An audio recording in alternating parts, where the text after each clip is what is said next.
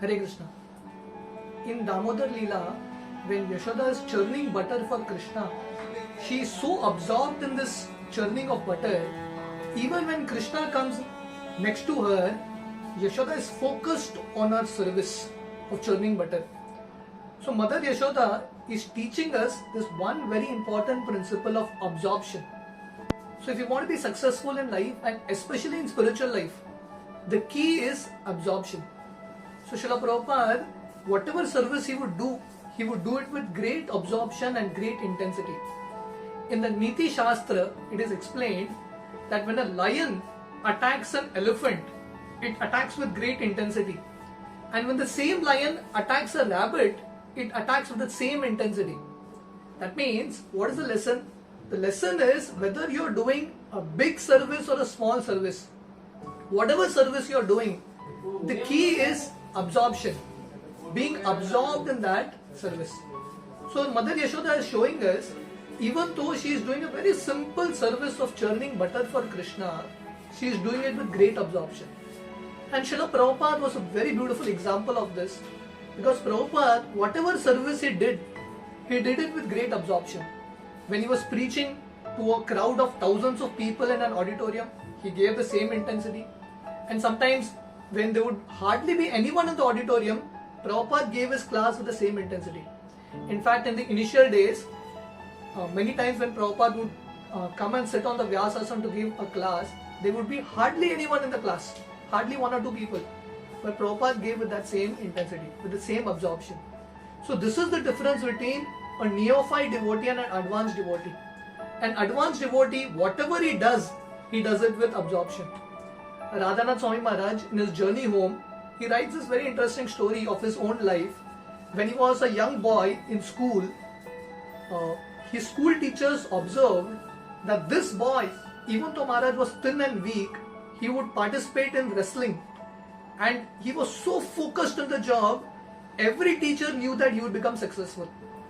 And Radhanath Maharaj, in so many years, he being in ISKCON, and I've personally seen him, whatever service he does it with absorption.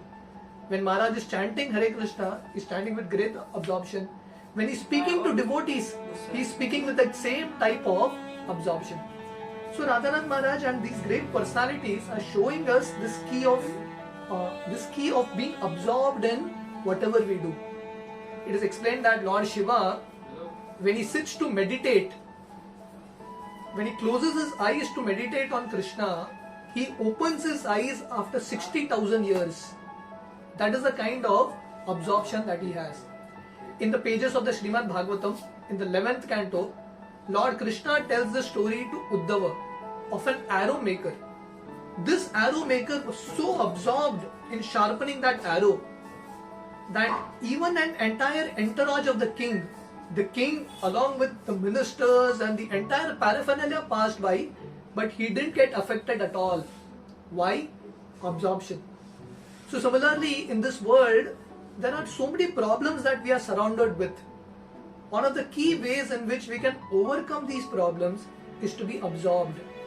Parikshit Maharaj, 7 days, he was absorbed in hearing Krishna Katha to such an extent that he transcended his problems. So this is a very, very important principle. One time, there was a person in a kingdom, and this person was troubled by every citizen. Everyone was troubling this person. Someone would speak bad words, someone would spit at this person. So this person came to the king and told the king that, my dear king, everyone is troubling me. So the king gave him one pot filled with oil till the brim and told him, you take this pot and walk in the kingdom. And he told 2 guards to follow him with sword in hand. And he told the guards, even if 1 drop of water falls out of this pot, cut the head of this person. So this person was thinking, I went to the king to seek a solution, but the king has put me into a greater problem. But because he had gone to the king, he had to follow the order. He carried that pot and went around in the entire kingdom. And when he came back, the king asked him, what was your experience? Did you find people shouting bad names at you? Did you find people throwing stones at you? The person said, no, no one troubled me at all. The king turned to the soldiers and asked them what was the situation. The soldiers said, we were amazed. Everyone was criticizing this person. Everyone was spitting at him, throwing stones at him, but he was not at all affected. Why? Because he was focused on something very important. He knew that even if one drop of oil falls from this pot, he will die. So because he had some absorption in something higher, he could overcome the little difficulties in life. So Yashoda is teaching us, Lord Shiva is teaching us, and through this story we understand the power of absorption.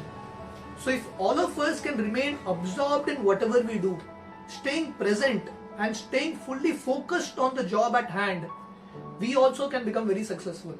And especially in spiritual life, when we are doing sadhana, when we are chanting the names of Krishna, or when we are hearing Krishna Katha, or when we are doing seva to Krishna, we should do it with that kind of absorption. Hare Krishna.